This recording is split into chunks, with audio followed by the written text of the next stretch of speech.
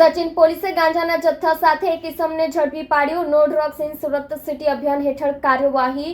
Footpath ઉપર જાહેરમાં આરોપી ગાંજાનું વેચાણ કરતો હતો। મળતી માહિતી મુજબ સચિન પોલીસ નશાકારક પદાર્થો અને નશા કારોબાર સાથે સંકળાયેલા લોકો પર કાર્યવાહી કરવા પોલીસ ઇન્સ્પેક્ટરના માર્ગદર્શન હેઠળ સર્વેલન્સ પીએસઆઈ અને સર્વેલન્સ પોલીસ માણસો વિસ્તારમાં પેટ્રોલિંગ કરી રહ્યા હતા। તે સમયે હેડ કોન્સ્ટેબલ સહદેવભાઈ અને પોલીસ કોન્સ્ટેબલ દશરથભાઈને જૂના સ્લમ બોર્ડ ખાતે મેલડી માતાના મંદિર પાસે ફૂટપાથ પર ગાંજાનું વેચાણ થતા હોવાની માહિતી મળી હતી। જે અનુસંધાને પોલીસે છાપો મારી એક શખ્સને 88 ગ્રામ ગાંજા જેની કુલ કિંમત 44,000 સહિતના મુદ્દામાલ સાથે ઝડપી આગળની કાર્યવાહી હાથ ધરી છે।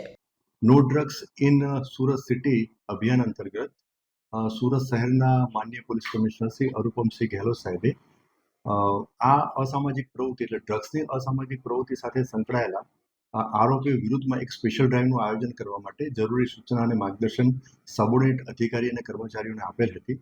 તે અનુસંધાને સેક્ટર 2ના જેસીપી માન્ય શ્રી કે.એન. ડામોર સાહેબ અને ઝોન 6ના ડીસીપી માન્ય શ્રી રાજેશ પરમાર સાહેબે જરૂરી અને સૂચના અને માર્ગદર્શન આપેલ હતી। તે અનુસંધાને સચિન પોલીસ સ્ટેશનના ડિસ્ટાફના પોલીસ કર્મચારીઓને એક સ્પેસિફિક બાતમી મળેલી હતી કે સચિન વિસ્તારમાં એક જૂનું સ્લમ બોર્ડ વિસ્તાર જે છે ત્યાં મેલડી માતાનું મંદિર છે, એની બાજુમાં ફૂટપાથ છે।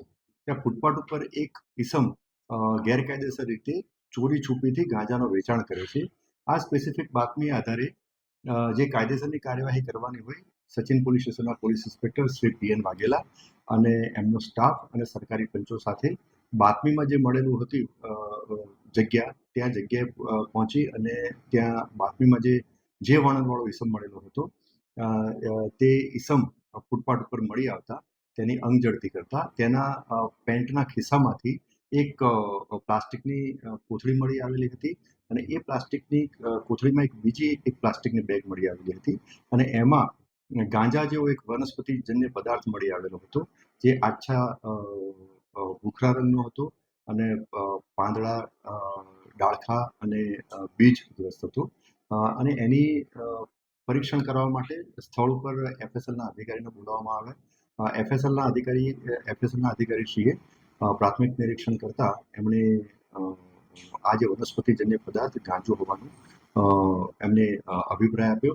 જે અનુસંધાને આ જે ઈસમ કે જેનું પૂરું નામ વિજય અશોક બૈસાની એનું રહેવાસી જે છે અંબિકાનગર પારડી કણદે સચિન સુરતનો રહેવાસી છે અને મૂળ એ જે છે એ તાઉખેડા સ્કૂલની બાજુમાં ગામ તાઉખેડા તાલુકો જિલ્લો નંદુરબાર મહારાષ્ટ્રનો વતની છે। આ ઈસમના વિરુદ્ધમાં એનડીપીએસ એક્ટ હેઠળ એક ગુનો રજીસ્ટર કરવામાં આવેલો છે। આ આરોપી વિરુદ્ધમાં હાલની તપાસ દરમિયાન કોઈ અગાઉ ગુના દાખલ થયેલા નથી અને આ આરોપીની અંગઝડતીમાં કુલ 88 ગ્રામ ગાંજો કિંમત ₹4400 મળી આવેલ છે। તે સિવાય એક રોકડ રકમ અને એક મોબાઈલ ફોન પણ મળી આવેલ છે।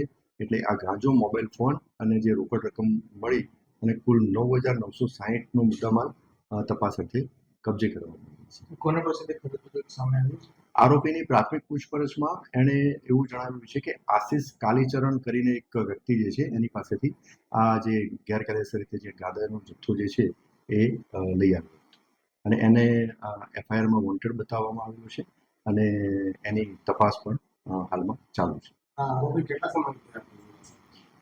હાલમાં એની પ્રાથમિક પૂછપરછમાં છેલ્લા લગભગ 7 દિવસથી આ આરોપી ગેરકાયદેસર રીતે ગાંજાનો જથ્થો વેચાણ કરતો હતો તેવી માહિતી મળી છે।